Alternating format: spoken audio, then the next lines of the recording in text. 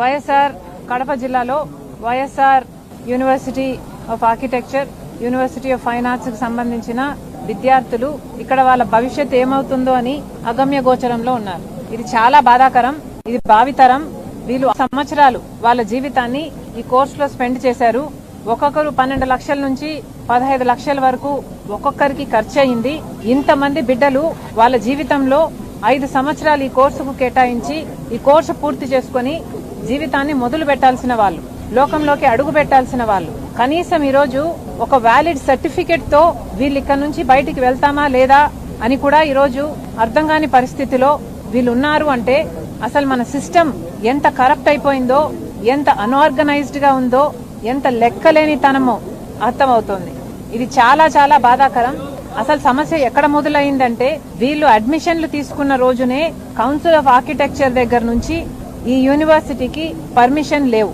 కానీ బిడ్డల నీ కన్నా తల్లిదండ్రులను మభ్యపెట్టి పర్మిషన్లు ఉన్నట్టుగా, ఏ ఇబ్బందులు లేనట్టుగా చిత్రీకరించి వీళ్ళకి ఇక్కడ ఒక మంచి ఎడ్యుకేషన్ లభ్యమవుతుంది అన్న భ్రమలో ఉంచి ఇక్కడ అడ్మిషన్లు తీసుకోవడం జరిగింది. కౌన్సిల్ ఆఫ్ ఆర్కిటెక్చర్ అసలు పర్మిషన్లు ఇవ్వలేదు అన్న సంగతి వీళ్లకు తెలియక, ఆర్ ఏ ప్రాబ్లం లేదు అని వీళ్ళకి ఇంప్రెషన్ ఇస్తే దాన్ని నమ్మి వాళ్ళ జీవితాలను పనంగా పెట్టారు.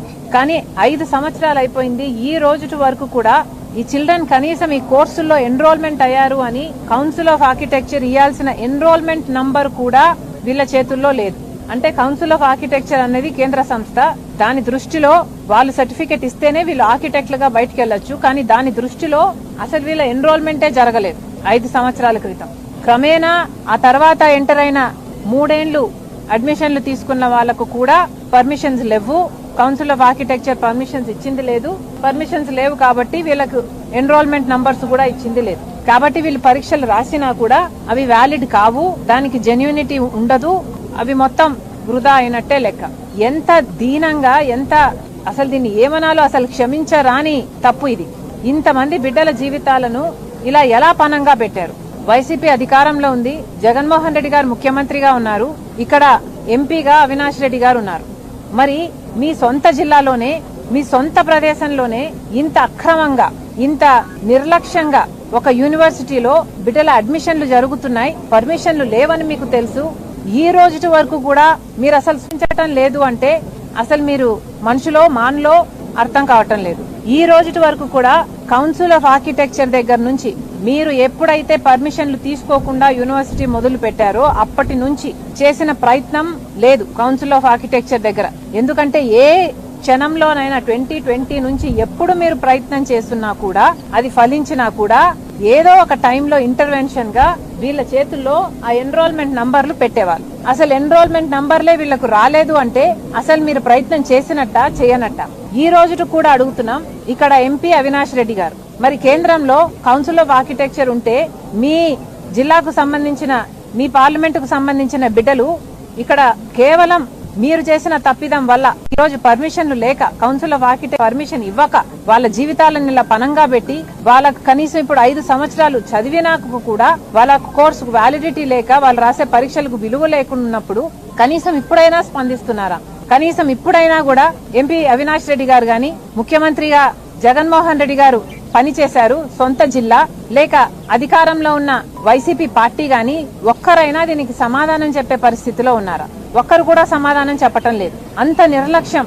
మరి ఇప్పుడి ప్రభుత్వం, కూటమి ప్రభుత్వం ఉంది, చంద్రబాబు గారు అధికారంలో ఉన్నారు, బీజేపీతో కూటమి కట్టారు. మరి కనీసం మన బిడ్డలకు కౌన్సిల్ ఆఫ్ ఆర్కిటెక్చర్ దగ్గర నుంచి మీరు సంవత్సరం రోజులైంది ముఖ్యమంత్రిగా పనిచేస్తున్నారు, సంవత్సరం రోజుల నుంచి ఈ బిడ్డలు ధర్నా చేస్తూనే ఉన్నారు. మాకు పర్మిషన్లు కావాలి, లేకపోతే ఆ ఎన్రోల్మెంట్ నంబర్స్ లేకపోతే మాకు సర్టిఫికెట్లు రావని వీళ్ళు ప్రతి వీలైన చోట నుంచి కనీసం ఒక 1.5 year నుంచి 5 years నుంచి ప్రయత్నిస్తున్నారు. కనీసం 1.5 year నుంచి చాలా గట్టిగా ప్రయత్నం చేస్తున్నారు. కానీ కనీస స్పందన కూడా లేదు. ఎడ్యుకేషన్ మినిస్టర్ అయినా, హెచ్ఆర్డీ అయినా కనీసం ఒక్కరైనా స్పందిస్తున్నారా? వీళ్ళ గురించి వీళ్ళ పట్టించుకుంటున్నారా అంటే ఒక్కరు కూడా పట్టించుకోవటం లేదు. మరి కూటమి సర్కార్ని అడుగుతున్నాం, మరి బీజేపీకి ఎందుకు మద్దతు ఇస్తున్నట్టు? ఈ రోజు కేంద్రంలో బీజేపీ అధికారంలో ఉంది, కౌన్సిల్ ఆఫ్ ఆర్కిటెక్చర్ అక్కడ ఉంది. మరి మీరు కూటమి ప్రభుత్వానికి మీరు బీజేపీకి మద్దతు ఇస్తే కదా ఈ రోజు బీజేపీ ప్రభుత్వం అక్కడ అధికారంలో ఉంది. మరి ఆ మాత్రం మీరు కేంద్ర సంస్థలకు చెప్పించుకొని మీరు ఆ పనులు చేపించుకోలేరా? ఎంతసేపు అండి మీకు మీరు అనుకుంటే పర్మిషన్ తెచ్చుకోవడము? కౌన్సిల్ ఆఫ్ ఆర్కిటెక్చర్ దగ్గర ఇలా తప్పు జరిగింది, 3 సంవత్సరాలుగా పర్మిషన్ లేకుండా ఎన్రోల్మెంట్స్ జరిగాయి, తప్పే జరిగింది. కానీ అది బిడ్డలకు శిక్ష వేయడం భావ్యం కాదు కదా. ఏదో ఒక అగ్రిమెంట్ కింద ఏదో ఒక కండిషన్స్ తో వాళ్ళకైతే ఇవ్వాల్సిన ఎన్రోల్మెంట్ నంబర్స్ వాళ్ళకి ఇవ్వకపోతే వాళ్ళ జీవితం పాడైపోతుంది. కాబట్టి కనీసం మాట్లాడాలి అన్న ఆలోచన కూడా మీకు రాలేదు అంటే ఇక మీరు బీజేపీకి ఎందుకు మద్దతు ఇస్తున్నారు? బీజేపీ పార్టీ మనకి ఏమి ఇస్తుందని? కేంద్రంలో మీరు ఏమి సాధించలేకపోతే మరి ఆ కూటమి ఎందుకు కట్టినట్టు? చంద్రబాబు గారు సమాధానం చెప్పాలి, పవన్ కళ్యాణ్ గారు సమాధానం చెప్పాలి, లోకేష్ గారు సమాధానం చెప్పాలి. ఎడ్యుకేషన్ మినిస్టర్ అయినా, హెచ్ఆర్డీ అయినా, మినిస్ట్రీ ఆఫ్ హెచ్ఆర్డీ అక్కడ కేంద్రంలోనైనా, ఇక్కడ ఆంధ్రప్రదేశ్ లో రాష్ట్రంలో ప్రజలు వేసిన ఓట్ల వల్ల ఈ రోజు చంద్రబాబు గారు ముఖ్యమంత్రిగా ఉన్నారు, కేంద్రంలో బీజేపీ అయినా అధికారంలో ఉంది, మోడీ గారు ప్రధానమంత్రిగా ఉన్నారు. అంటే ఇక్కడ ఆంధ్ర రాష్ట్రంలో ప్రజలు ఓట్లేస్తే ఈ బలాన్ని తీసుకెళ్లి చంద్రబాబు గారు ఎంపీల రూపంలో బీజేపీకి ఇస్తే ఈ రోజు కేంద్రంలో మోడీ గారు ప్రధానమంత్రిగా ఉన్నారు. మరి మన రాష్ట్రానికి ఏం చేస్తున్నారు? ఇంతమంది బిడ్డల జీవితాలతో ఆడుకోవడం భావ్యం కాదు.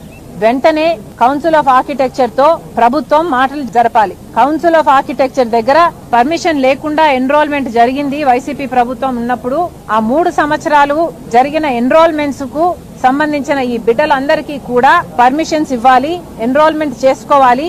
వీళ్ళు వ్యాలిడ్ స్టూడెంట్ అని వీళ్ళ జెన్యునిటీని ఎస్టాబ్లిష్ చేయాల్సిన అవసరం ఉంది. కాబట్టి ఇక్కడున్న తెలుగుదేశం ప్రభుత్వం, చంద్రబాబు గారు, లోకేష్ గారు జోక్యం చేసుకుని, కూటమి సర్కార్ జోక్యం చేసుకుని వీళ్ళందరికీ భరోసా కలిగించేటట్టు కౌన్సిల్ ఆఫ్ ఆర్కిటెక్చర్ తో వెంటనే మాట్లాడి ఇక్కడ వీళ్ళకు కావాల్సిన పర్మిషన్ వీళ్ళకు గ్రాంట్ చేయాలని, గ్రాంట్ చేసేటట్టు చూడాలని మీరు పట్టుపట్టాలని కాంగ్రెస్ పార్టీ డిమాండ్ చేస్తుంది. దీనికి కూడా కాంగ్రెస్ పార్టీ తీవ్ర అభ్యంతరం చెప్తున్నాం. ఇక్కడ దీనికి సంబంధించి కూడా ఇది కేవలం వైఎస్ఆర్ పేరుతో ఉంది కాబట్టి ఇది రాజకీయం చేస్తున్నారా అన్న అనుమానం కూడా కలుగుతుంది. దయచేసి ఇలాంటి రాజకీయాలు బిడ్డల జీవితాలతో చేయకండి. ఈ బిడ్డలు చేసిన తప్పు ఏమీ లేదు, మాకేం అభ్యంతరం లేదు. ఇక్కడ వైఎస్ఆర్ గారి పేరు తీసేసి ఏ జాతీయ నాయకుడో లేకపోతే స్వతంత్రంలో పోరాడిన యోధుడి పేరు పెడతారేమో పెట్టుకోండి, మాకేం అభ్యంతరం లేదు. కానీ యూనివర్సిటీని మాత్రం జరపండి, బిడ్డల జీవితాలతో మాత్రం ఆటలాడకండి. ఇది భావ్యం కాదు. ఇక్కడ ఈ ప్రాంతంలో పెట్టిన ఈ యూనివర్సిటీ ఇక్కడ కొనసాగేలా, విశాఖపట్నంలో కావాలంటే ఇంకొకటి పెట్టుకునేలా ఏర్పాట్లు చేయాలని కూడా కాంగ్రెస్ పార్టీ డిమాండ్ చేస్తుంది.